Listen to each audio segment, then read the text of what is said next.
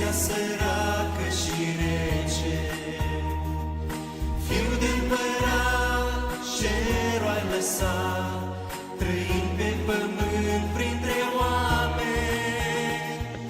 Tu te-ai născut jos pe pământ, în este săracă și rece.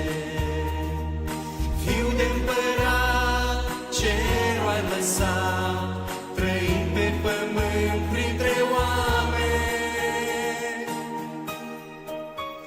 S-a născut Emanuel, jos în iestea Betleem.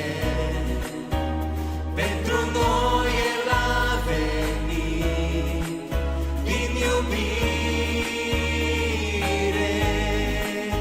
S-a născut jos pe pământ, o speranță aducând. Doar prin El noi am primit mântuire. S-a născut Emanuel,